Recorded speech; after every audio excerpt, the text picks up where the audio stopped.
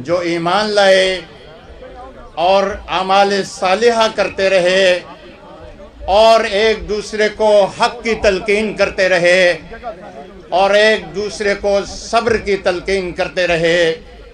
सदक़ल्लाहुल अज़ीम।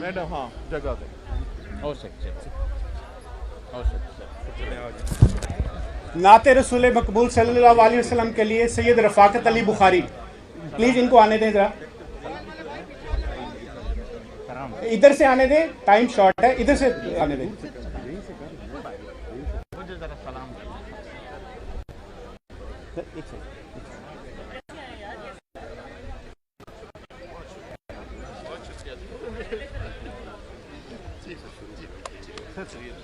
बहुत मेहरबानी। आपको भी सलाम। बस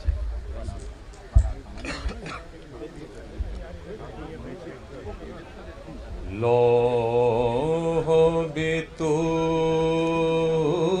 कलम भी तू, तेरा वजूद अल किताब। लौह भी तू, कलम भी तू, तेरा वजूद अल किताब। गुंबद आबगीन रंग तेरे मुहीत में हबा।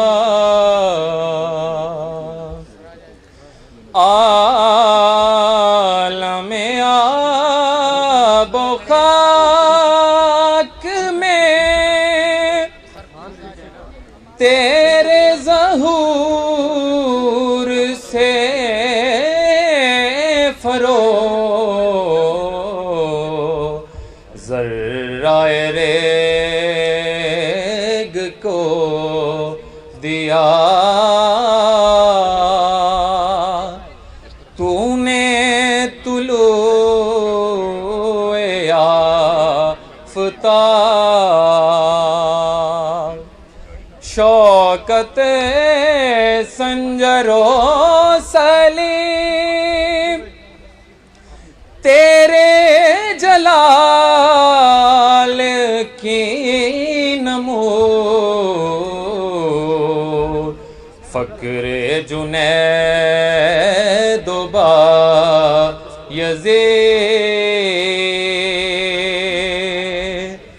तेरा जमाल बे नकाब। शौक तेरा अगर ना हो मेरी नमाज का इमाम। मेरा कयाम भी हिजाब, मेरा सजूद भी हिजाब। गुंबद आबगीन रंग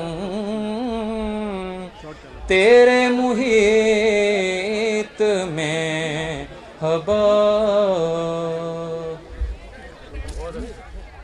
मोहतरम इमरान खान साहब, मैं सैयद फैसल अब्बास बुखारी बावलपुर से मलिका एक कस्बा खानका शरीफ से ताल्लुक़ रखता हूँ और मुझे ये सादत हासिल है कि मैंने आपकी मेज़बानी हासिल की क्योंकि आप एक सच्चे आशिक़ रसूल हैं और मुहिब्ब वतन हैं।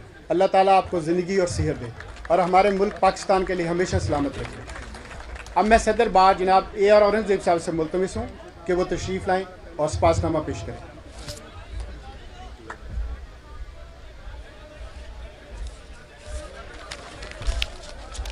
सबसे पहले मेरी अपने दोस्तों से गुजारिश है कि ख़ान साहब को हमने वेलकम करना है और ख़ान साहब का बहावलपुर आना ये कोई ऐसी बात नहीं है। देखें, ये कोई आम बात नहीं है। आज हमारे दरमियान इमरान अहमद खान न्याजी साहब, हाई कोर्ट बार, मैं आपको फिर ये रिकॉग्नाइज कराऊंगा कि हाई कोर्ट बार बहावलपुर को पूरे पंजाब में ये एजाज़ हासिल है कि उन्होंने सबसे पहले ये स्टेप उठाया है और खान साहब को वेलकम किया है। तो एक रिक्वेस्ट मैं करूंगा अपने दोस्तों से कि अगर आप लोग सुकून से और इत्मीनान से अपनी चेयर्स पर बैठेंगे तो फिर हम खान साहब की बातें भी सुनेंगे, और जो मेरे पीछे दोस्त बैठे हुए हैं उनके लिए जो है वो बहुत ज़्यादा आसानी हो जाएगी कि वो भी खान साहब को देख सकेंगे और खान साहब की बात सुन सकेंगे। तो I please request all members of the dignified bar to please sit down on your seats and watch carefully, watch sincerely। अगर आपको मोहब्बत है हमारे खान साहब से तो आज उसका अमली सबूत दें और वहाँ पर बैठें। जिस तरह से आपने इस गर्मी और धूप में खान साहब का इतनी देर इंतज़ार किया है, तो मेरे बंदे हाथों को देखें, मेरे बंदे हाथों को देखें और आप तशरीफ़ रखें। मेहरबानी फरमाकर आप लोग तशरीफ़ रखें, मैं आपका बेहद ममनून हूँगा। और उसके बाद में अपनी स्पीच जो है, आपकी बातें, आज सिर्फ यहाँ वकला की बातें होंगी, आज यहाँ सिर्फ इंसाफ और कानून की बातें होंगी जो मैं खान साहब से गोश्तगुजार करूँगा। मैंने इनको अपने लेटर ऑफ इन्विटेशन में भी वो बात लिख कर भेजी थी। खान साहब ने अगर वो पढ़ा है लेटर, तो मेरे लेटर ऑफ इन्विटेशन में भी वो बात लिखी हुई थी। बहरहाल मैं अपनी स्पीच का बाकायदा आगाज़ करता हूँ। Thank you very much. बिस्मिल्लाहिर्रहमानिर्रहीम।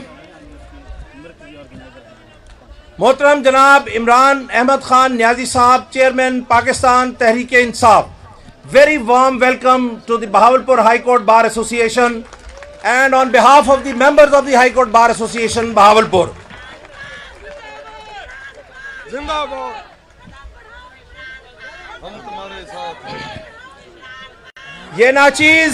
ये नाचीज ए आर औरंगजेब आपके सामने है। आप जानते हैं इस बार के रहने वाले, इस बार के से में जिन्होंने मेरे साथ पिछले 27 साल गुजारे हैं, वो मेरे सारे कैरियर से वाकिफ़ हैं कि मैंने यहाँ पर 2011 में बतौर सेक्रेटरी का इलेक्शन लड़ा और सर्व किया इस बार को, और उसके बाद 2022 में आपकी मोहब्बतों से भरपूर अक्सरियत के साथ खान साहब के सिपाही की हैसियत से उनका नाम लेने के लिए मैं यहाँ पर जो है उसको आज प्रेसिडेंट की हैसियत से मौजूद हूँ। जनाब इमरान खान साहब, मैं आपके साथ आने वाले मोअज़्ज़ज़ मेहमानों को भी बहुत अपनी दिल की गहराइयों से सलाम पेश करता हूँ। मेरी तरफ से मेरी बार की तरफ से इंतज़ामात में किसी किस्म की कमी कोताही हुई, मैं उसकी तहे दिल से माज़रत चाहता हूँ। लेकिन यकीन जानिए ये आपकी मोहब्बतें हैं कि सैलाब का सैलाब उमड़ आता है। ये मोहब्बतों वाला सैलाब है, ये बर्बादियों वाला सैलाब नहीं है, ये मोहब्बतों वाला सैलाब है। ये आपके लिए दीवाने हैं। मेरे रोकने के बावजूद मैंने कहा कि आप यहाँ बैठे, उसने कहा कि मुझे यहाँ तस्वीर बनवानी है, किसी ने कहा कि मैंने हाथ मिलाना है, किसी ने कहा कि मैंने दुआएं देनी है। मैं किस किस को रोकूं और किस किस को मना करूं? मेरे पास कोई ऐसा जरिया नहीं था जिसकी वजह से मैं उनको जो है वो रोक सकूं आप तक पहुंचने से। तो आप इस तकलीफ़ में इनकी मोहब्बतों को शामिल कीजिएगा। मेरे लिए ये बात काबिल एजाज़ है कि मेरे first advocate of the court यानी advocate general of the Punjab Ahmad Awais Sahab जो है वो तशरीफ़ लाए हैं। मैं उनका भी तहे दिल से मशकूर हूँ। जनाब शादाब जाफरी साहब, आप ILF वाले जितने भी हैं वो तमाम हजरात उनसे बखूबी वाकिफ़ होंगे कि ILF के जो दोस्त हैं वो शादाब जाफरी साहब जो इस वक्त चीफ ऑर्गेनाइज़र हैं, उनसे कौन वाकिफ़ नहीं होगा। उनके लिए बड़ी वार्म वेलकम जनाब के वो यहाँ पर करेंगे। इसी तरह हमारे जितने मेंबर पंजाब बार कौंसिल साहब, जिनका नाम लिए बगैर मैं नहीं रह सकूंगा, जो लाहौर से खुसूसन तशरीफ़ लाए हैं, राना ज़मीर जेडू साहब तशरीफ़ लाए हुए हैं।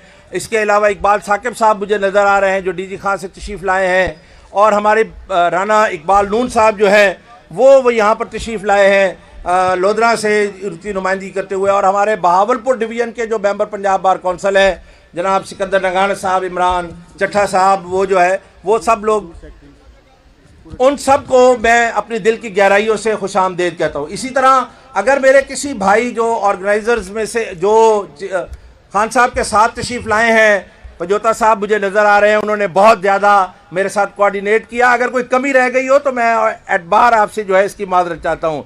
इसी तरह दूसरे दोस्त अहबाब साहब एडिशनल एडवोकेट जनरल साहब भी यहाँ पर मौजूद है और उनके साथ नए अपॉइंट होने वाले मेरे junior assistant advocate general Kalimulla Hashmi भी जो है वो भी इस वक्त यहाँ मौजूद हैं।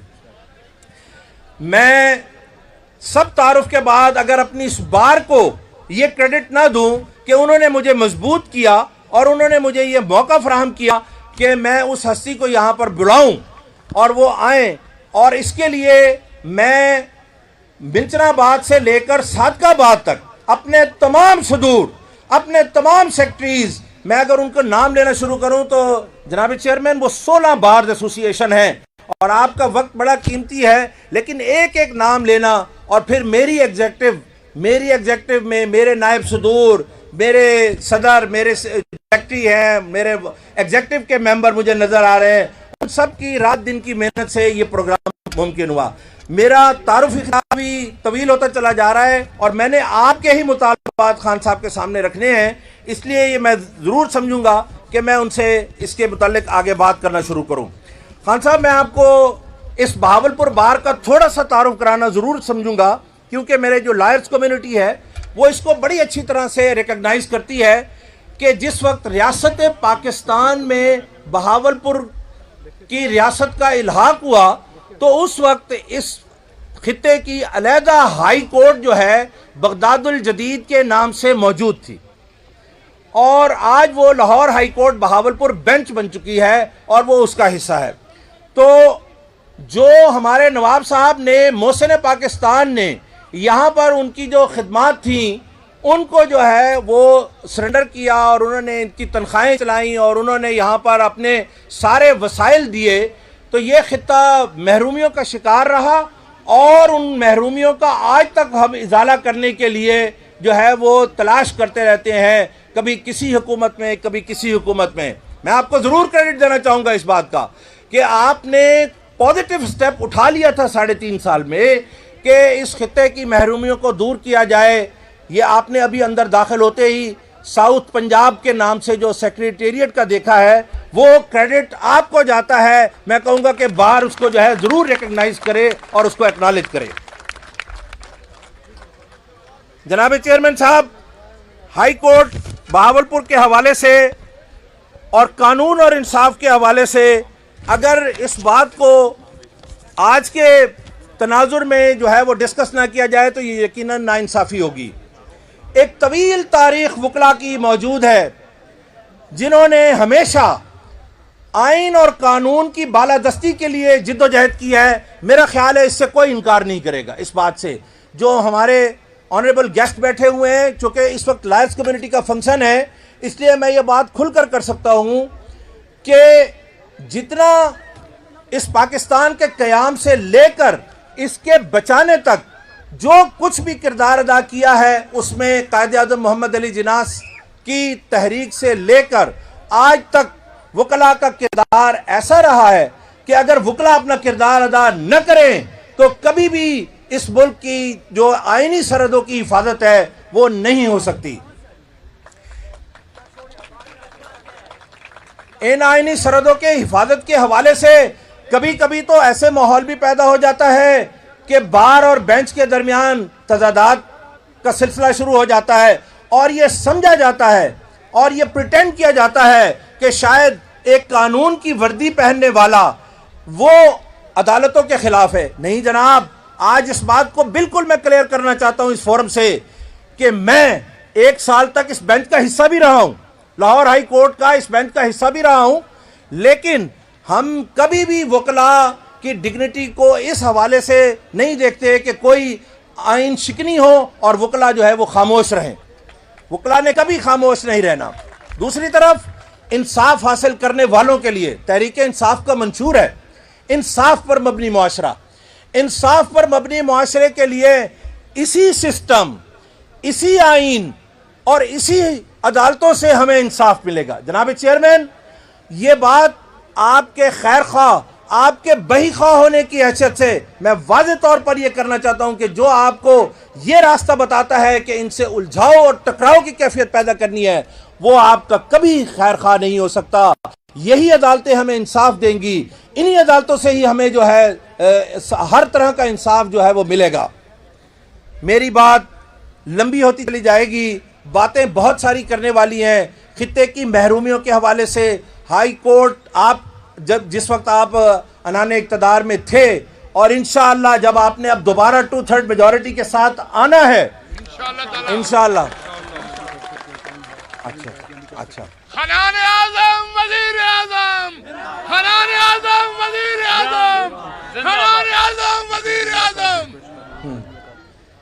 तो जिस वक्त हाई कोर्ट बार्स के मामलात और वकला की नुमाइंदगी के हवाले से आप तक सही मालूमात, मैं तो नहीं समझता कि शायद नहीं पहुंचाई गई होंगी, लेकिन यकीनन उनमें कोई ना कोई किसी न किसी ब्यूरोक्रेसी के हवाले से या कहीं ना कहीं कोई ऐसी रुकावट थी जिसकी वजह से ये रुकावटें रहीं। हाई कोर्ट बार बहावलपुर के हवाले से मैं आपको बताता चलूं कि इस बार के फंड्स के लिए हमें जाकर जो है वो मिन्नतें करनी पड़ती हैं कि फंड्स दिया जाए। ऐसा मैकेनिज्म मौजूद है। मेरी एडवोकेट जनरल साहब इस बात की जो है वो तायीद करेंगे कि हर बजट में हर तहसील बार के लिए, हर डिस्ट्रिक्ट बार के लिए, हर हाई कोर्ट बार के लिए ऐसे मैकेनिज्म मौजूद होने चाहिए। ऐसा मैकेनिज्म मौजूद है कि उनको खुद ब खुद जो है वो फंड्स जनरेट कर दिए जाएं ताकि उनके डेली अफेयर्स जो है वो चल सके और उन्हें किसी सियासी मकसद के लिए जो है वो उस वक्त इस्तेमाल न किया जा सके।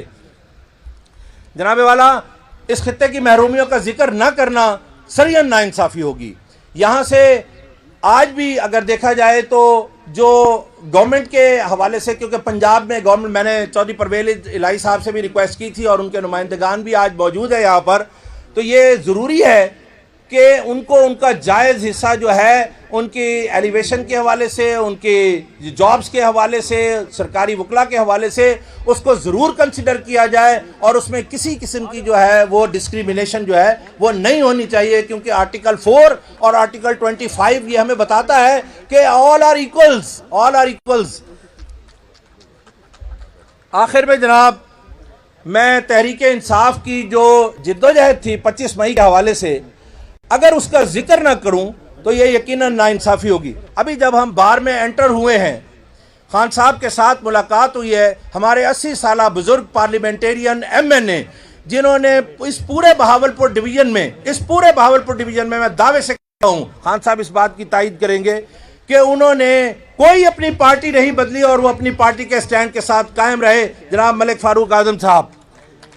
और वो शदीद बीमारी की हालत में भी सिर्फ खान साहब की मोहब्बत में जो है आज वो यहाँ पर तशरीफ़ लाए, जिनके घर 24 मई को छापा मारा गया और उनको और उनके बेटे जो डिस्ट्रिक्ट बार के प्रेसिडेंट रहे उस्मान फारूक, उनको गिरफ्तार किया गया। इसी तरह मखदूम कलीमुल्लाह हाशमी को भी गिरफ्तार किया गया। और सबसे बढ़कर इस इलाके और इस खित्ते की अगर मैं कुर्बानियों की बात करूं और जिक्र ना करूं सुमेरा मलिक का, जो कि ख़वातीन विंग की भी आपकी लीडर हैं, यहाँ पर सीनियर वाइस प्रेसिडेंट हैं, उनको भी पाबंद सलासल किया गया और 2 दिन जेल रहे। अब अगर इन लोगों की कुर्बानियां भी PTI के लिए नहीं है, कंसिडर की जाएंगी, तो इसलिए जनाब वाला उसको देखेंगे कि यहाँ पर जो है उसको ज़रूर कंसिडर फरमाएंगे। आखिर में मैं इस हवाले से जनाब वाला को रिक्वेस्ट करूंगा कि जिन लोगों ने अच्छा, एक बात मुझे उस्मान बुज़दार साहब बैठे हैं, मैं अपने हवाले से ज़रूर कहना चाहूँगा कि बहावलपुर ने हमेशा रेस्क्यू का किरदार अदा किया है। इनकी प्रोटेक्टिव बेल कराने का एजाज़ भी मुझे हासिल है, ये बैठे हुए हैं, ये बताएंगे, उसमें हमारे सेक्रेटरी साहब भी उसमें शामिल थे। और इसी तरह 25 मई के हवाले से जो पहला ऑर्डर बहावलपुर बेंच का था, जिसने पूरे पाकिस्तान में रोटेट किया और हमने उनको जो 3 MPO के ऑर्डर्स थे उनको सेट साइड कराने के लिए अपना किरदार अदा किया। तो इन मारूजात के साथ मैं खान साहब को ये बतलाना चाहता हूँ कि ये बहावलपुर हाई कोर्ट और बहावलपुर का खित्ता ही है जो खान साहब के लिए हर वक्त जो है दूर होने के बावजूद, नज़रों से ओझल होने के बावजूद, वो अपने फ़राइज़ की अंजामदेही में कभी भी पीछे नहीं रहा। चाहे हमारी आवाज़ आप तक पहुँचे या ना पहुँचे, या आपकी आवाज़ हम तक पहुँचने न दी जाए, उसके बावजूद हमने खान साहब से अपनी मोहब्बत का जो इजहार है वो दामे दर में जो है वो किया है। आखिर में मैं मेहमान नवाजी के रवायात को अपनी बार के किसी सूरत भी जो है वो तर्क नहीं कर सकता। और मैंने खान साहब के लिए जो हमारी यहाँ पे रिवायती अजरक है उसको ज़रूर उनको पेश करना है। तो वो मेरे मेहमान हैं, तो मुझे उसकी जो है ना, मैं उसके लिए रिक्वेस्ट करूँगा कि वो ले आएँ ताकि जो है पहनाएँ। और इसी तरह जो है वो जो हमारे वकला साहिबान जिन्होंने इस बहावलपुर में जो है वो अपनी एफर्ट्स की और वो जेल गए, उनके लिए वो हमने 2 शील्ड्स जो है वो अरेंज की हैं। वो भी खान साहब के दस्ते मुबारक से अगर वो हम लेंगे तो उनके लिए ये बायस एजाज़ होगा। Thank you very much Khan साहब, ले आए। और सेक्रेटरी साहब भी, आप भी वसूल कर ले अपनी शील्ड जो है वो खान साहब से। Thank you very much, thank you very much. और ये अलहदा ही बड़ी कहनी वाली बात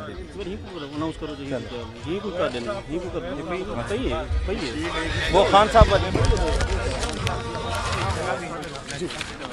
अब मैं ये उधर दे तो अब मैं जनाब मोहतरम अहमद अवैस साहब एडवोकेट जनरल पंजाब से मुल्तमिस हूँ, वो तशरीफ़ लाएँ और बार से खिताब करें।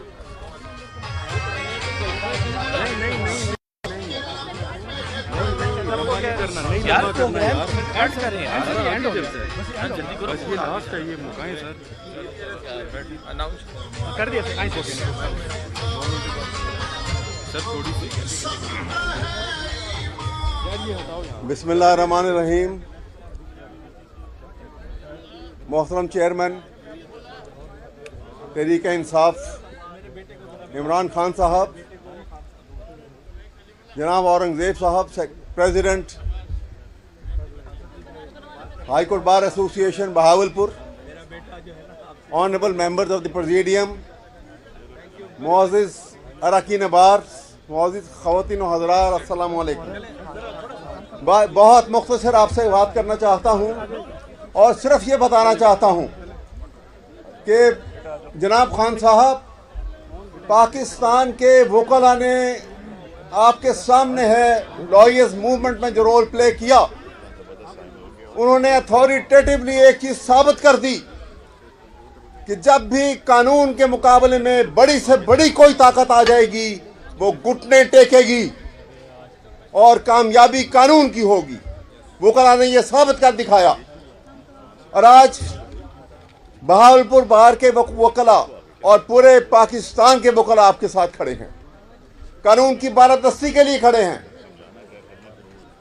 और एक बात मैं यहाँ कहना चाहता हूँ कि आपने एक बहुत बड़ा काम किया है इस कौम को, जो ये कभी एहसानमंद रहेगी हमेशा आपका, और वो ये है कि आपने कौम का जमूद तोड़ा, पहली बात। और दूसरा, आपने इस कौम के अंदर हुब्बुल वतनी का एक जज्बा पैदा किया है।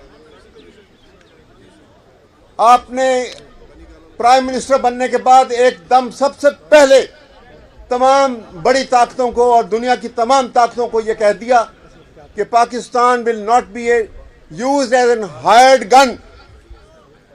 ये बहुत बड़ी बात थी, किसी ने आज तक नहीं कहा था। और आखिर में मैं जानता हूं कि खान साहब को सुनने के लिए आप बेकरार हैं। एक शेर पाकिस्तान की नौजवान वकला और हमारी नस्ल के लिए मैं खान साहब की तरफ से ये शेर पढ़ना यहाँ देकर आपसे इजाज़त चाहूँगा। अपने हाथों में लिए शमाए यकीन आओगे, अपने हाथों में लिए शमाए यकीन आओगे, अब पैगंबर नहीं आएंगे तुम ही आओगे। मेहरबानी।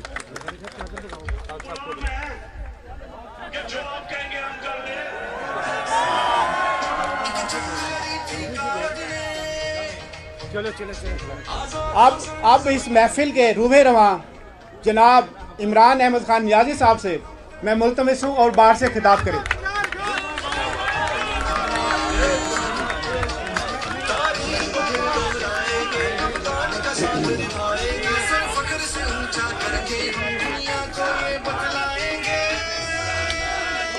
शुक्रिया शुक्रिया।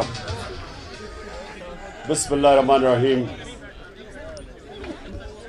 इय्याका नअबुदु व इय्याका नस्तईन। मैं जनाब सबसे पहले Aurangzeb Sahab, president Bahawalpur high court bar association और मेरे कोलीग्स पार्टी के भी, मेरे मेंबर पंजाब बार, हमारे ILF के सपोर्टर्स शादाब जाफरी आए हुए हैं जिन्होंने ILF तकरीबन शुरू की थी, और मेरे members of Lahore high court bar और हमारी जो फीमेल लॉयर्स और मेल्स। देखिए, मैं एक ख़ास वजह से आपके पास आया हूँ। मैं चाहता हूँ कि ज़रा आप इसके ऊपर आज सोचें भी, जब आप घर जाएं इसके ऊपर सोचें, और आप ये ज़हन में डाल लें कि जब तक हम इस मुल्क के अंदर, हम जो बार बार एक बात करते हैं कानून की हुक्मरानी, असल में हम बात करते हैं इंसाफ की। हम क्यों कहते हैं कानून की हुक्मरानी? क्योंकि जंगल के कानून के अंदर ताकत की हुक्मरानी होती है, जिनको हम बनाना रिपब्लिक्स कहते हैं। बनाना रिपब्लिक होती वो है जहां कानून नहीं होता, इंसाफ नहीं होता। अगर मेरे से कोई ये पूछे कि एक चीज पाकिस्तान में अगर हम एक काम कर दें जो हमारे मुल्क को एक तरक्की याफ्ता मुल्क बना देगा, वो क्या हो? एक चीज अगर इस मुल्क को अगर हम इस मुल्क के अंदर इंसाफ कायम कर दें, और इंसाफ का मतलब ये होता है कि ताकतवर और कमज़ोर उनके लिए एक कानून बन जाए। मेरे नबी सल्लल्लाहु अलैहि वसल्लम ने कहा था कि तुम्हारे से पहले बड़ी कौमें तबाह हुई, जिधर जब छोटा चोर चोरी करता था वो जेल में, और जब ताकतवर चोरी करता था उसको वो मुल्क का निज़ाम नहीं पकड़ सकता था। ये बेसिकली एक चीज याद रखें, एक चीज, जब तक हम ताकतवर डाकुओं को कानून के नीचे नहीं लेके आते, ये भूल जाएं कि कोई भी इस मुल्क को ऊपर उठा सकता है। ये जरा गौर से सुने। मैं आपको एक यूनाइटेड नेशंस सेक्रेटरी जनरल, उसने एक पैनल बनाई है, कमीशन बनाई, पता चलाने के लिए कि गरीब और अमीर मुल्कों के अंदर ये क्यों फासला बढ़ता जा रहा है। गरीब मुल्क गरीब हो रहे हैं, अमीर मुल्क अमीर तरीन होते जा रहे हैं। तो उसने एक पैनल बैठाई जिसका उसका नाम रखा फैक्ट टाइप पैनल। उसने बड़ी देर की रिसर्च के बाद किस नतीजे पे आया, और जरा गौर से सुने, क्योंकि ये पाकिस्तान के लिए बहुत ज़रूरी है कि हमारी कौम इस चीज़ को समझे। जो मैं 26 साल इस मुल्क के अंदर इंसाफ की जंग लड़ रहा हूँ करप्शन के ख़िलाफ़, क्योंकि इंसाफ आएगा तो करप्शन ख़त्म होगी। तो वो जो फैक्ट टाइप पैनल की फाइंडिंग वो क्या थी, उसके मुताबिक हर साल डेवलपिंग वर्ल्ड, यानी कि हमारी तरह के मुल्क जो डेवलप हो रहे हैं, गरीब मुल्क, उन मुल्कों से 1700 अरब डॉलर 1700 अरब डॉलर गरीब मुल्कों से चोरी होके अमीर मुल्कों में जाते हैं, ऑफशोर अकाउंट्स पे जाते हैं, बड़े बड़े लंदन के फ्लैट्स खरीदे जाते हैं। ये यहां से गरीब मुल्कों से उनकी जो रूलिंग एलीट है, साहिब इक़्तिदार, उनकी जो एलीट है, वो चोरी करके पैसा गरीब मुल्कों से हर साल 1700 अरब रुपया, 1700 अरब डॉलर, रुपया नहीं डॉलर, गरीब मुल्कों से अमीर मुल्कों में जाते हैं। एक मिनट, अभी नहीं, सुने, एक मिनट सुन लें। एक ये बड़ा ज़रूरी है आपके लिए सुनना, क्योंकि मैं तो आया असल में आपको इस जिहाद के लिए तैयार करने के लिए आया हूँ। पहले समझ जाए ना वो जहाद है क्या। ये अगर आपको समझ नहीं आएगी कि आप किस किस्म की जहाद लड़ रहे हैं तो आप खुद को हमला कर देंगे। मैं चाहता हूं कि सोच समझ के जद्दोजहद की तैयारी करें। सो देखें जब तक जो मेरे नबी सल्लल्लाहु अलैहि वसल्लम ने 1500 साल पहले तकरीबन तब कहा था कि जब तक आप बड़े डाकुओं को कानून के नीचे नहीं लेके आएंगे वो मुल्क नहीं बच सकता बर्बादी से। क्योंकि छोटा चोर कितनी चोरी कर लेगा।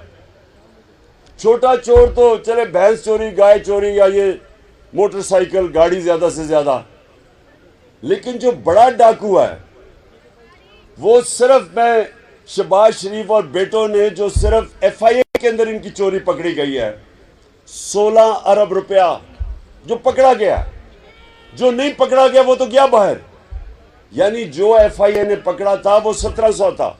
जरदारी का ये जो ओमनी फेक अकाउंट्स वो 100 अरब से भी ज्यादा है। तो जो छोटा चोर है वो कितनी चोरी करेगा। बड़ा चोर जो मेरे नबी सल्लल्लाहु अलैहि वसल्लम ने कहा था मुल्क तो तब तबाह होता है जब बड़े चोरों को आप नहीं पकड़ते। वो जब पैसा चोरी करते हैं वो बिस्तर के नीचे तो अरबों रुपया नहीं छुप सकता, उसको हुंडी हवाले से भेजना पड़ता है डॉलर लेके। डॉलर्स की कमी हो जाती है।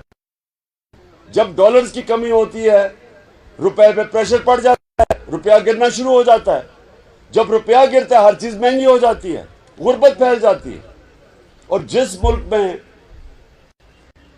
मुल्क के अंदर आपकी करेंसी करना शुरू हो जाए, बाहर से सरमायाकारी नहीं होती, फॉरेन इन्वेस्टमेंट नहीं आती, मुल्क तरक्की नहीं करता। तो मेरे अजीम लीडर ने तो 1500 साल पहले कह दिया था कि अगर आप बड़े डाकुओं का माशरा आपका इंसाफ का निजाम नहीं पकड़ेगा वो तबाह हो जाएगा। छोटे चोरों को पकड़ने से क्या फायदा। सारे जितने आपके जेल में इस वक्त जितने भी आपके चोर बैठे हुए ना, पता नहीं 70,000 में से कितनों ने चोरी की हुई है, उन सारों का पैसा आप इकट्ठा कर दें तो एक Shahbaz Sharif and sons corruption limited company जिन्होंने एक खांचा मारा है वो एक 16 अरब का जो इनका FIA का केस है वो सारे चोरों के से ज्यादा पैसा है। सो इसलिए जो मैं आज सबको आपको तैयार करने आया हूं, देखिए हमने मिलके अपने आप को हकीकी तौर पे आजाद करना है। हकीकी तौर पे आजाद हो ही नहीं सकते जब तक इंसाफ ना हो, क्योंकि इंसाफ लोगों को आजाद करता है। अब मुझे यह बताएं कि 25 में हम क्या कर रहे थे जो इतना क्रैकडाउन हुआ। मेरे ऊपर कोई अभी तक पता नहीं 16 FIR हैं, सारों के ऊपर FIR। हमारे फारूक आजम उस उम्र में पकड़ के जेल में डाल दिया, ख्वातीन को पकड़ लिया, 2-2 बजे घर में पुलिस से छापे मारे। यानी पुलिस ने 2-2 बजे ऐसे गए छापे मारे जैसे पता नहीं कौन मुजरिम थे। और जुर्म क्या था कि एक हमने फैसला किया था लॉन्ग मार्च का, तो लॉन्ग मार्च का तो 2 हमारे दौर में फजलुर रहमान ने भी फैसला किया था जी, डीजल साहब ने भी फैसला किया था, और फिर कांपे टांगने वाली बिलावल ने भी फैसला किया था। तो हमने तो कभी किसी को नहीं रोका। हमने तो वैसे वो एक मरियम भी एक लेके आई थी कोई लॉन्ग मार्च किस्म की, वो रास्ते में कहीं गुम हो गई। तो हमने तो कभी किसी को नहीं रोका। हमने ना किसी के लिए कोई कंटेनर खड़े किए, ना हमने उनको कोई FIR काटी। तो हमारे दौर में तो 3-4 लॉन्ग मार्च हुई थी। हमने भी वो एक लॉन्ग मार्च अनाउंस की, पता हजारों लोगों को जेलों में डाला, लोगों के घरों में छापे मारे। और फिर जब वहां देख रहे हैं औरतें बच्चे, वहां इस्लामाबाद में देख रहे हैं औरतें बच्चे, लिबर्टी चौक में उनके ऊपर शेलिंग की गई। कभी मैंने इस तरह पुलिस को फैमिलीज के ऊपर शेलिंग करते नहीं देखा। तो ये इसके लिए हमें इंसाफ की जंग लड़नी, ये हमारा राइट था। मेरा आइन मुझे हक देता था, मेरा आइन मुझे पुरअमन एहतजाज करने का हक देता था। और पुरअमन एहतजाज क्यों? कि मुल्क के ऊपर बड़े बड़े डाकुओं को मुसल्लत कर दिया गया एक साजिश के तहत। तो हमें इतना भी हक नहीं था कि हम पुरअमन एहतजाज कर सके।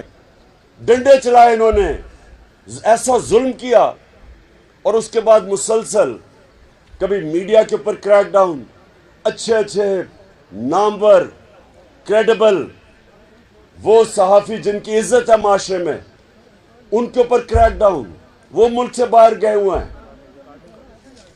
मीडिया भी ARY के ऊपर उसको बंद किया हुआ, वो अब हम इस्लामाबाद हाई कोर्ट का शुक्र अदा करते हैं कि उन्होंने उसको बहाल किया। कभी इस तरह का जो खौफ जो शहबाज गिल से हुआ, जो उसके बाद वो जमील फारूकी वो एक नंगा करके लोगों को मारा गया, ऐसे कभी नहीं हुआ।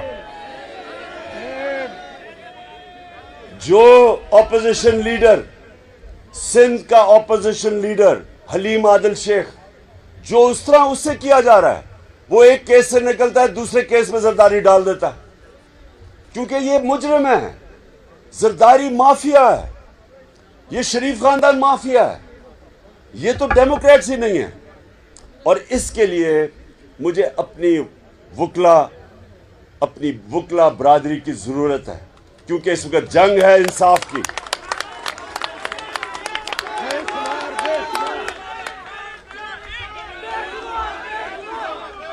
मैं ये चाहता हूं कि मैं चाहता हूं कि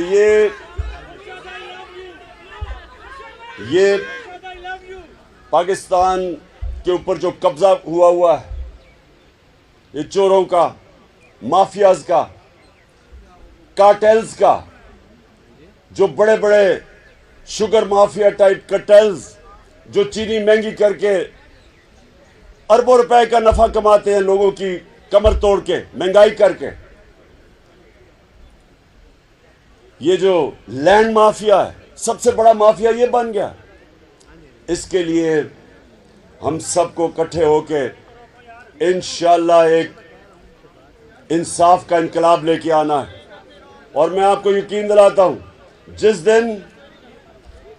दिन हमने रूल ऑफ लॉ, कानून की बालादस्ती, जिस दिन हमने ताकतवर को कानून के नीचे लिया है, जिस दिन किसी की जुर्रत ना हो कि किसी को जेल में टॉर्चर किया जाए, कस्टोडियल टॉर्चर जिसे कहते हैं, जो सहाफ़ी हैं वो उनकी आज़ादी हो अपनी राय के लिए।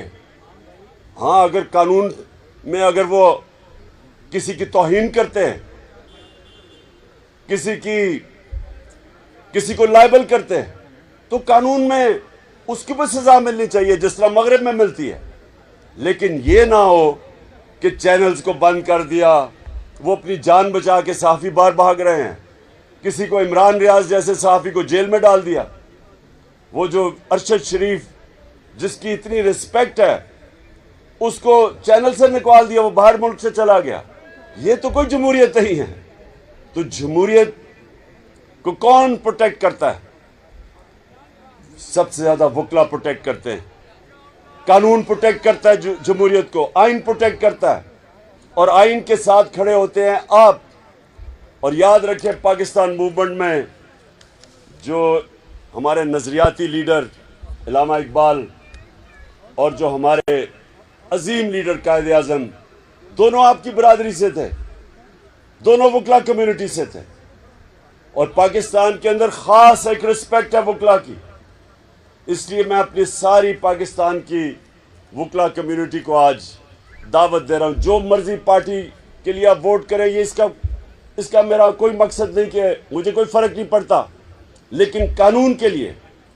क्योंकि इब्ने खालदून लिखता है कि कहता है, मेरा जो सारा कुरान का मुताला है, इब्ने खालदून दुनिया में सबसे रिस्पेक्टेड हिस्ट्रियोग्राफर है, हिस्ट्री का, मॉडर्न हिस्ट्री का, जिसको बाप कहते हैं, वो कहता है कि मेरा जो कुरान शरीफ का मुताला है, मैं इस नतीजे पे पहुंचा हूं कि अल्लाह ने इंसान को ज़मीन पे सिर्फ एक वजह से भेजा है कि अल्लाह की ज़मीन पे इंसाफ कायम किया जाए। और यही इंसाफ ही फ़र्क है। असल में तो इंसाफ ही फ़र्क है जानवरों के माशरे में और इंसान के माशरे में। जानवरों के माशरे में माइट इज़ राइट, ताकत की हुक्मरानी, शेर जो मर्जी चाहे करे, बाकी सारे जानवर छुपते फिरते हैं, उनके कोई हकूक नहीं है। और हाँ, वो शेर नहीं, ये जो जाली वाले सर्कस वाले हैं, मैं असल शेर की बात कर रहा हूँ। और इंसानी माशरा वो होता है, शेरमान खान, इमरान खान। इंसानी माशरा वो होता है, इंसानी माशरा जिधर कमज़ोर को कानून उसकी हिफाजत करता है ताकतवर से। सिविलाइज सोसाइटी होती वो है जिसके अंदर कानून कमज़ोर को प्रोटेक्ट करता है। जब तक अगर कानून प्रोटेक्ट नहीं करता कमज़ोर को, तो वो फिर इंसानी माशरा नहीं होता, वो सिर्फ अक्लमंद जानवर होते हैं, अक्लमंद जानवरों का माशरा होता है। और ये इसलिए अल्लाह ने, मैं भी ये समझता हूँ कि जो अल्लाह ने 1,40,000 पैगंबर भेजे थे दुनिया में, उन सारों